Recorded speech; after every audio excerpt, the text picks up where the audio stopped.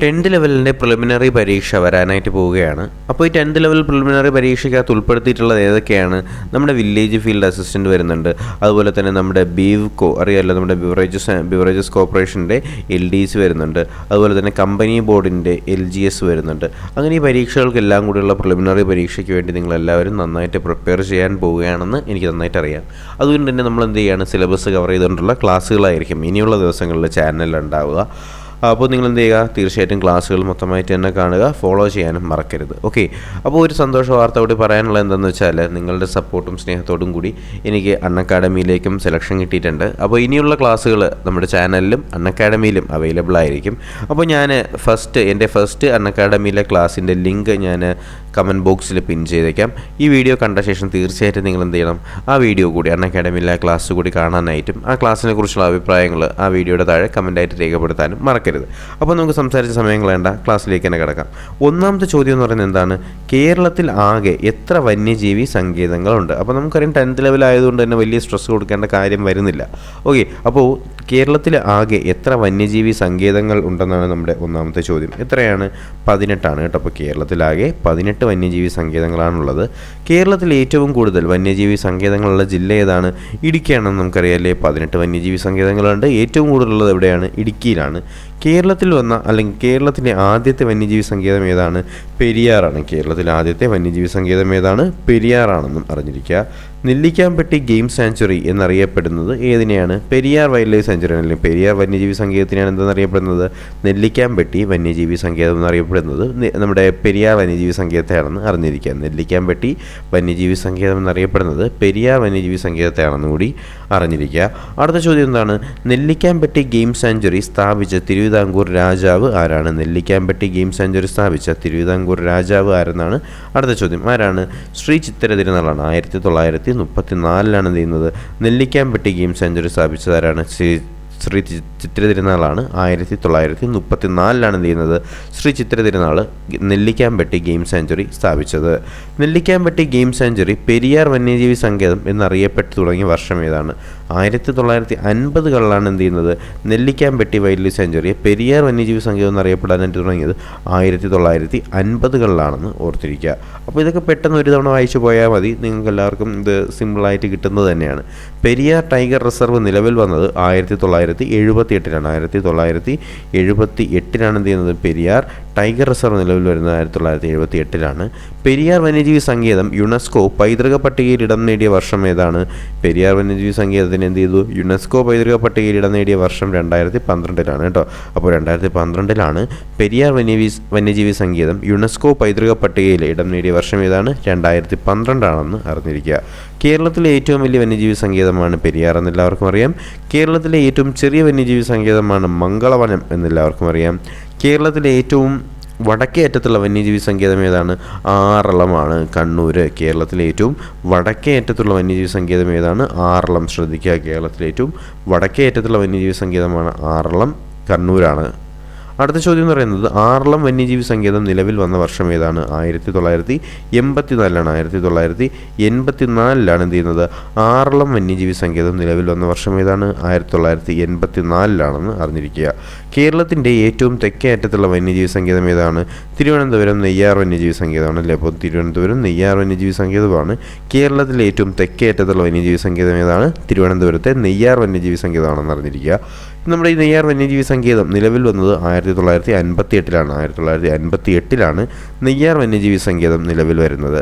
കേരളത്തിലെ അവസാനമായി നിലവിൽ വന്ന വന്യജീവി സങ്കേതം ഏതാണ്? കരിമ്പുഴയാണ് കേട്ടോ. കേരളത്തിലെ അവസാനമായി നിലവിൽ വന്ന വന്യജീവി സങ്കേതം ഏതാണ്?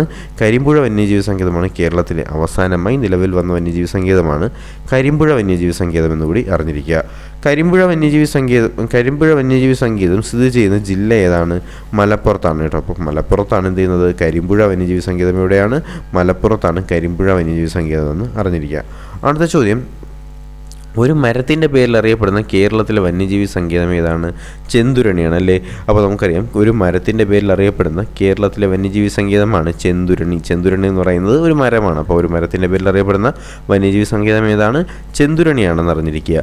ചാമ്പൽ മലയണ്ണാൻ, നക്ഷത്രാമകൾ എന്നിവ കാണപ്പെടുന്ന വന്യജീവി സങ്കേതമാണ് ചിന്നാർ. ഏതൊക്കെയാണ്? ചാമ്പൽ മലയണ്ണാൻ, നക്ഷത്രാമകൾ എന്നിവ കാണപ്പെടുന്ന വന്യജീവി സങ്കേതമാണ് ചിന്നാർ. ചിന്നാറിലാണ് ചാമ്പൽ മലയണ്ണാനും നക്ഷത്രാമകളൊക്കെ കാണപ്പെടുന്നത്. എവിടെയാണ്?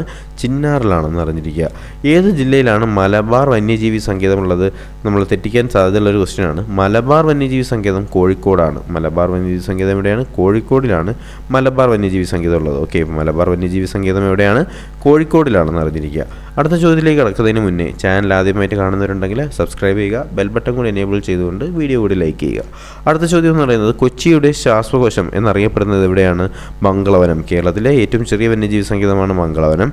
അതിനെയാണ് കൊച്ചിയുടെ ശ്വാസകോശം എന്നറിയപ്പെടുന്നത്. എന്തിനാണ്? മംഗളവനത്തിനെയാണ്. കൊച്ചിയുടെ ശ്വാസകോശമാണ് കേരളത്തിലെ ഏറ്റവും ചെറിയ വന്യജീവി സങ്കേതമായിട്ടുള്ള നമ്മുടെ മംഗളവനം. ഓക്കെ അല്ലേ?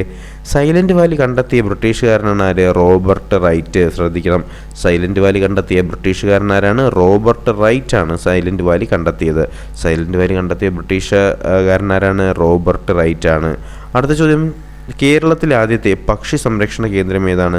തട്ടേക്കാടാണ്. കേരളത്തിലെ ആദ്യത്തെ പക്ഷി സംരക്ഷണ കേന്ദ്രം ഏതാണ്? തട്ടേക്കാടാണ്. 1983 തട്ടേക്കാട് വരുന്നത്. 1983 കേരളത്തിലെ ആദ്യത്തെ പക്ഷി സങ്കേതമായിട്ടുള്ള തട്ടേക്കാട് നിലവിൽ വരുന്നത്. എപ്പോഴാണ്?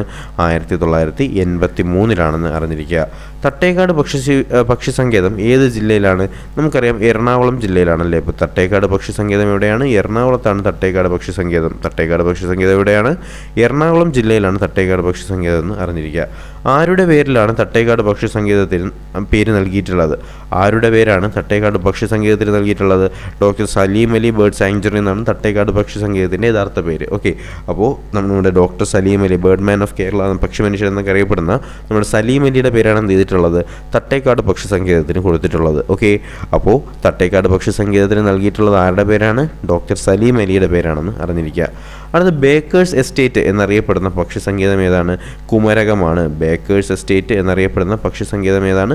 കുമരകത്താണ്. എന്തെന്നത്? ബേക്കേഴ്സ് എസ്റ്റേറ്റ് എന്നറിയപ്പെടുന്ന പക്ഷി സങ്കേതം ഏതാണ്? കുമരകത്താണെന്ന് അറിഞ്ഞിരിക്കുക. ബേക്കേഴ്സ് എസ്റ്റേറ്റ് എന്നറിയപ്പെടുന്ന പക്ഷി സങ്കേതം ഏതാണ്? കുമരകം. കോട്ടയത്തുള്ള കുമരകത്തിനെയാണ് എന്ത് ചെയ്യുന്നത്? ബേക്കേഴ്സ് എസ്റ്റേറ്റ് എന്നറിയപ്പെടുന്ന പക്ഷി സങ്കേതം. ഓക്കെ അല്ലേ? അടുത്ത ചോദ്യം, ചിത്രക്കൂടൻ പക്ഷിക്കൂടുകൾ എന്നാണ്. ചിത്രക്കൂടൻ പക്ഷിക്കൂടുകൾ കാണപ്പെടുന്ന കേരളത്തിലെ പക്ഷി സങ്കേതം ഏതാണ്? വളരെ ശ്രദ്ധിച്ചിരിക്കുക. ചിത്രക്കൂടൻ പക്ഷിക്കൂടുകൾ കാണപ്പെടുന്ന കേരളത്തിലെ പക്ഷി സങ്കേതമാണ് പക്ഷിപാതാളം. ചിത്രക്കൂടൻ പക്ഷിക്കൂടുകൾ കാണപ്പെടുന്ന കേരളത്തിലെ പക്ഷി സങ്കേതമാണ് പക്ഷിപാതാളം എന്നറിഞ്ഞിരിക്കുക. ഒരു വെറൈറ്റി പേരാണല്ലേ, ചിത്രക്കൂടൻ പക്ഷിക്കൂടുകൾ. ചിത്രക്കൂടൻ പക്ഷിക്കൂടുകൾ എവിടെയാണ്? പക്ഷിപാതാളത്തിലാണ് ചിത്രക്കൂടൻ പക്ഷിക്കൂടുകളുള്ളത്. അടുത്ത ചോദ്യം, പക്ഷിപാതാളം പക്ഷി സങ്കേതം ഏത് ജില്ലയിലാണ് സ്ഥിതി ചെയ്യുന്നത്? എന്നാണ് പക്ഷിപാതാളം എന്നറിയപ്പെടുന്ന പക്ഷി സങ്കേതം ഏത് ജില്ലയിലാണ് സ്ഥിതി ചെയ്യുന്നതെന്ന് ചോദിച്ചാൽ വയനാടിലാണ്. അപ്പോൾ പക്ഷിപാതാളം എവിടെയാണ്? വയനാടിലാണ് പക്ഷിപാതാളം. അവിടെയാണ് എന്ത് ചെയ്യുന്നത്? ചിത്രക്കൂട് എന്നറിയപ്പെടുന്ന നമ്മുടെ ചിത്രക്കൂടൻ പക്ഷിക്കൂടുകൾ. ചിത്രക്കൂടൻ പക്ഷിക്കൂടുകൾ എവിടെയാണ്? പക്ഷിപാതാളത്താണ്. ഈ പക്ഷിപാതാളം എവിടെയാണ്? വയനാട്ടിലാണെന്ന് കൂടി അറിഞ്ഞിരിക്കുക. അടുത്ത ചോദ്യം, ഏത് പക്ഷിയുടെ സംരക്ഷണത്തിന് വേണ്ടി രൂപീകരിച്ചതാണ് ചൂളന്നൂർ പക്ഷി സങ്കേതം? മയിലിൻ്റെ ആണല്ലേ. അപ്പോൾ നമുക്കറിയാം മയിലിൻ്റെ സംരക്ഷണത്തിന് വേണ്ടി രൂപീകരിച്ചതാണ് എന്ത്? ചൂലന്നൂർ. ചൂലന്നൂർ എന്ന് പറയുന്നത് ഏത് പക്ഷിയുടെയാണ്? മയിലിൻ്റെ സംരക്ഷണത്തിന് വേണ്ടി രൂപീകരിച്ചാണ് എന്ത്? ചൂലന്നൂർ പക്ഷി സങ്കേതം. ചൂലന്നൂർ പക്ഷി സങ്കേതം മയിൽ സംരക്ഷണത്തിന് വേണ്ടി രൂപീകരിച്ചതാണെന്ന് അറിഞ്ഞിരിക്കുക. ആരുടെ പേരിലാണ് ചൂലന്നൂർ മയിൽ വളർത്തൽ കേന്ദ്രം അറിയപ്പെടുന്നത്? ഓക്കെ, ആരുടെ പേരിലാണ്? KK നീലകണ്ഠൻ്റെ പേരിലാണ്. KK നീലകണ്ഠൻ്റെ പേരിലാണ് എന്ത് ചെയ്യുന്നത്? ചൂലന്നൂർ മയിൽ വളർത്തൽ കേന്ദ്രം നാമകരണം ചെയ്യപ്പെട്ടിട്ടുള്ളത് ആരുടെ പേരിലാണ്? KK നീലകണ്ഠൻ്റെ പേരിലാണ് ചൂലന്നൂർ മയിൽ വളർത്തൽ കേന്ദ്രം നാമകരണം ചെയ്യപ്പെട്ടിട്ടുള്ളത്. ഓക്കെ അല്ലേ? അടുത്ത ചോദ്യം, കുഞ്ചൻ നമ്പ്യാർ സ്മൃതിവനം എന്നറിയപ്പെടുന്ന പക്ഷി സങ്കേതം ഏതാണ്? ചൂളന്നൂറാണ് അല്ലേ. അപ്പോൾ കുഞ്ചൻ നമ്പ്യാർ സ്മൃതിവനം എന്നറിയപ്പെടുന്ന പക്ഷി സങ്കേതം ഏതാണ്? ചൂളന്നൂർ പക്ഷി സങ്കേതമാണ് കുഞ്ചൻ നമ്പ്യാർ സ്മൃതിവനം. കുഞ്ചൻ നമ്പ്യാർ സ്മൃതിവനം എന്നറിയപ്പെടുന്ന പക്ഷി സങ്കേതം ഏതാണ്? ചൂലന്നൂർ പക്ഷി സങ്കേതമാണെന്ന് അറിഞ്ഞിരിക്കുക. കേരളത്തിലെ ആകെ ദേശീയോദ്യാനങ്ങൾ എത്ര എണ്ണമാണ്? 5 ദേശീയോദ്യാനമാണ് കേരളത്തിലുള്ളത്. കേരളത്തിലെ ആകെ ദേശീയോദ്യാനം എത്രയാണ്? 5 ദേശീയോദ്യാനങ്ങളാണ് നിലവിൽ കേരളത്തിനകത്തുള്ളത്. എത്ര എണ്ണമുണ്ട്? 5 ദേശീയോദ്യാനങ്ങളാണ് ഉള്ളതെന്ന് അറിഞ്ഞിരിക്കുക. ദേശീയോദ്യാനങ്ങളുടെ ജില്ല എന്നറിയപ്പെടുന്ന ഏതാണ്? ഇടുക്കിയാണ്. കാരണം ഏറ്റവും കൂടുതൽ ഇടുക്കിയിലാണ്. ദേശീയോദ്യാനങ്ങളുടെ ജില്ല എന്നറിയപ്പെടുന്ന ഏതാണ്? ഇടുക്കിയാണെന്ന് അറിഞ്ഞിരിക്കുക. ദേശീയോദ്യാനങ്ങളുടെ ജില്ല ഏതാണ്? ഇടുക്കിയാണ്. അടുത്ത ചോദ്യം, കേരളത്തിലെ ആദ്യത്തെ ദേശീയോദ്യാനം ഏതാണ്? ഇരവികുളമാണല്ലേ. ഇരവികുളം നാഷണൽ പാർക്കാണ് കേരളത്തിലെ ആദ്യത്തെ ദേശീയോദ്യാനമാണ് ഇരവികുളം നാഷണൽ പാർക്ക്. കേരളത്തിലെ ആദ്യത്തെ ദേശീയോദ്യാനമാണ് ഇരവികുളം നാഷണൽ പാർക്ക് എന്ന് അറിഞ്ഞിരിക്കുക. കേരളത്തിൽ ഏറ്റവും ഉയരത്തിൽ സ്ഥിതി ചെയ്യുന്ന ദേശീയോദ്യാനം ഏത് തന്നെയാണ്? ഇരവികുളം നാഷണൽ പാർക്കാണ്. കേരളത്തിലെ ആദ്യത്തതും കേരളത്തിലെ ഏറ്റവും ഉയരത്തിൽ സ്ഥിതി ചെയ്തതുമായിട്ടുള്ള ദേശീയോദ്യാനമാണ് ഏത്? Eravikulam national park. കേരളത്തിലെ ആദ്യത്തതും കേരളത്തിലെ ഏറ്റവും ഉയരത്തിൽ സ്ഥിതി ചെയ്തതുമായിട്ടുള്ള നാഷണൽ പാർക്കാണ് ഇരവികുളം നാഷണൽ പാർക്ക് എന്ന് അറിഞ്ഞിരിക്കുക. ഇരവികുളം ദേശീയോദ്യാനം സ്ഥിതി ചെയ്യുന്ന ജില്ല ഏതാണ്? ഇടുക്കിയാണ്. അതുപോലെ തന്നെ ഇരവികുളം വന്യജീവി സങ്കേതം സ്ഥാപിതമായ വർഷം 1975 ഓക്കെ, 1975 ഇടുക്കിയിലാണ് എന്ത് ചെയ്യുന്നത്? ഇരവികുളം നാഷണൽ പാർക്ക് വരുന്നത് 1975 ഇടുക്കിയിലാണ്. ഇരവികുളം ദേശീയോദ്യാനം നിലവിൽ വന്നത് 1978 1975 എന്ത് ചെയ്യുന്നു? സ്ഥാപിതമാകുന്നു. 1978 എന്ത് ചെയ്യുന്നു? നിലവിൽ വരുന്നു. 1975 സ്ഥാപിതമാകുന്നു, 1978 നിലവിൽ വരുന്നു. ഏത് ദക്ഷിണേന്ത്യൻ സംസ്ഥാനത്തിൻ്റെ ഔദ്യോഗിക മൃഗമാണ് വരയാട്? തമിഴ്നാടിൻ്റെയാണ് കേട്ടോ. ഇത് വരയാടെന്ന് പറയുമെങ്കിലും വരയാടിൻ്റെ ദേഹത്ത് വരയൊന്നുമില്ല. ഈ വരയാടെന്ന് പറയുന്നതിൻ്റെ മീനിങ് എന്താണ്? വരൈ ആട് എന്നാണ് പറയുന്നത്. വരൈ എന്ന് വെച്ചാൽ മല എന്നാണ് അർത്ഥം തമിഴിൽ കേട്ടോ. അതാണ് മലയാട്. ആ ഒരു പേരിലാണ് എന്ത് ചെയ്യുന്നത്? തമിഴ്നാട്ടിലെ വരയാടെന്ന് പറയുന്ന മൃഗത്തിന് ആ ഒരു പേരാണ് കൊടുത്തിട്ടുള്ളത്. അപ്പോൾ ഏത് ദക്ഷിണേന്ത്യൻ സംസ്ഥാനത്തിൻ്റെ ഔദ്യോഗിക മൃഗമാണ് വരയാട്? തമിഴ്നാടിൻ്റെ ഔദ്യോഗിക മൃഗമാണ് എന്ത്? വരയാടെന്ന് അറിഞ്ഞിരിക്കുക. അടുത്ത ചോദ്യം, ആനമുടി സ്ഥിതി ചെയ്യുന്നത് ഏത് ദേശീയോദ്യാനത്തിലാണ്? ഇരവികുളം ദേശീയോദ്യാനത്തിലാണ് എന്ത് ചെയ്യുന്നത്? ആനമുടി സ്ഥിതി ചെയ്യുന്നത്. ആനമുടി സ്ഥിതി ചെയ്യുന്നത് ഏത് ദേശീയോദ്യാനത്തിലാണ്? ഇരവികുളം ദേശീയോദ്യാനത്തിലാണ് ആനമുടി സ്ഥിതി ചെയ്യുന്നത്. അടുത്ത ചോദ്യം, ഇടുക്കി ജില്ലയ്ക്ക് പുറത്തുള്ള കേരളത്തിലെ ഏക ദേശീയോദ്യാനമാണ് ഏത്? Silent Valley, Palakkad. ഇടുക്കി ജില്ലയ്ക്ക് പുറത്തുള്ള കേരളത്തിലെ ഏക ദേശീയോദ്യാനം ഏതാണ്? സൈലന്റ് വാലിയാണെന്ന് അറിഞ്ഞിരിക്കുക. ഇടുക്കി ജില്ലയ്ക്ക് പുറത്തുള്ള, ബാക്കി എല്ലാം ഇടുക്കിയിലാണല്ലേ. അപ്പോൾ ഇടുക്കി ജില്ലയ്ക്ക് പുറത്തുള്ള കേരളത്തിലെ ഏക ദേശീയോദ്യാനം ഏതാണ്? സൈലന്റ് വാലി, പാലക്കാടാണെന്ന് അറിഞ്ഞിരിക്കുക. നമ്മുടെ സിംഹവാലൻ കുരങ്ങൊക്കെയുള്ളതാണ് മക്കാക്കാസിലനസ് അല്ലേ. അപ്പോൾ ഇടുക്കി ജില്ലയ്ക്ക് പുറത്തുള്ള കേരളത്തിലെ ഏക ദേശീയോദ്യാനമാണ് സൈലന്റ് വാലി. കേരളത്തിൻ്റെ ഏറ്റവും വലിയ മഴക്കാട് ഏതാണ്? സൈലന്റ് വാലിയാണ്. കേരളത്തിലെ ഏക കന്യാവനം എന്നറിയപ്പെടുന്നതും സൈലന്റ് വാലി തന്നെയാണ്. കേരളത്തിൽ ഏറ്റവും കൂടുതൽ ജൈവ വൈവിധ്യമുള്ള ദേശീയോദ്യാനവും സൈലന്റ് വാലി തന്നെയാണ്. സൈലന്റ് വാലിയെ റിസർവ് വനമായി പ്രഖ്യാപിച്ചത് ശ്രദ്ധിക്കുക, 1914 1914 എന്ത് ചെയ്യുന്നു? സൈലന്റ് വാലിയെ ഒരു റിസർവ് വനമായി പ്രഖ്യാപിക്കുന്നപ്പോഴാണ് 1914. സൈലന്റ് വാലിയെ ദേശീയോദ്യാനമായി പ്രഖ്യാപിച്ച സമയത്ത് ഇന്ത്യൻ പ്രധാനമന്ത്രി ആരാണ്? ഇന്ദിരാഗാന്ധിയാണ്. 1984 എന്ത് ചെയ്യുന്നത്? സൈലന്റ് വാലിയെ ദേശീയോദ്യാനമായി പ്രഖ്യാപിക്കുന്നത്. സൈലന്റ് വാലിയെ ദേശീയോദ്യാനമായി പ്രഖ്യാപിച്ച സമയത്ത് ഇന്ത്യൻ പ്രധാനമന്ത്രി ആരായിരുന്നു? നമ്മുടെ ഇന്ദിരാഗാന്ധി ആയിരുന്നു എന്ന് അറിഞ്ഞിരിക്കുക. 1984. സൈലന്റ് വാലി ഉദ്ഘാടനം ചെയ്ത ഇന്ത്യൻ പ്രധാനമന്ത്രി ആരാണ്? രാജീവ് ഗാന്ധിയാണ് അല്ലേ. 1984 എന്ത് ചെയ്യുന്നു? ഇന്ദിരാഗാന്ധി മരിക്കുന്നു. അപ്പോൾ രാജീവ് ഗാന്ധി എന്ത് ചെയ്യുന്നു? സൈലന്റ് വാലി ഉദ്ഘാടനം ചെയ്യുന്നു 1985. ശ്രദ്ധിക്കണം നിങ്ങൾ. അപ്പോൾ ഞാൻ പറഞ്ഞെന്തായിരുന്നു? സൈലന്റ് വാലിയെ റിസർവ് വനമായി പ്രഖ്യാപിച്ച 1914 പറഞ്ഞു. പിന്നെ പറഞ്ഞെന്താണ്? ഇതിനെ ദേശീയോദ്യാനമായി പ്രഖ്യാപിച്ച സമയത്ത് ഇന്ത്യൻ പ്രധാനമന്ത്രി ഇന്ദിരാഗാന്ധി ആയിരുന്നു. 1984. എന്നാൽ ഇത് ഉദ്ഘാടനം ചെയ്ത ആരാണ്? രാജീവ് ഗാന്ധി 1985 കൂടി അറിഞ്ഞിരിക്കുക. നമ്മുടെ സൈലന്റ് വാലിയെ ബഫർ സോണായി പ്രഖ്യാപിച്ചത് 2007. സൈലന്റ് വാലിയെ ബഫർ സോണായി പ്രഖ്യാപിച്ചപ്പോഴാണ് 2007 സൈലന്റ് വാലിയെ ബഫർ സോണായി പ്രഖ്യാപിച്ചത്. സൈലന്റ് വാലി ഉൾപ്പെടുന്ന ബയോസ്ഫിയർ റിസർവ് ഏതാണ്? നീലഗിരി ബയോസ്ഫിയർ റിസർവാണ്. സൈലന്റ് വാലി ഉൾപ്പെടുന്ന ബയോസ്ഫിയർ റിസർവ് ഏതാണ്? നീലഗിരി ബയോസ്ഫിയർ റിസർവാണ് സൈലന്റ് വാലി ഉൾപ്പെടുന്ന ബയോസ്ഫിയർ റിസർവ്. ഓക്കെ അല്ലേ. അടുത്ത ചോദ്യം, ഏത് താലൂക്കിലാണ് സൈലന്റ് വാലി ഉദ്യാനം സ്ഥിതി ചെയ്യുന്നത്? മണ്ണാർക്കാട് താലൂക്ക്. നമ്മുടെ മണ്ണാർക്കാട് പാലക്കാടിലെ മണ്ണാർക്കാട് താലൂക്കിലാണ് സൈലന്റ് വാലി ദേശീയോദ്യാനം സ്ഥിതി ചെയ്യുന്നത്. എവിടെയാണ്?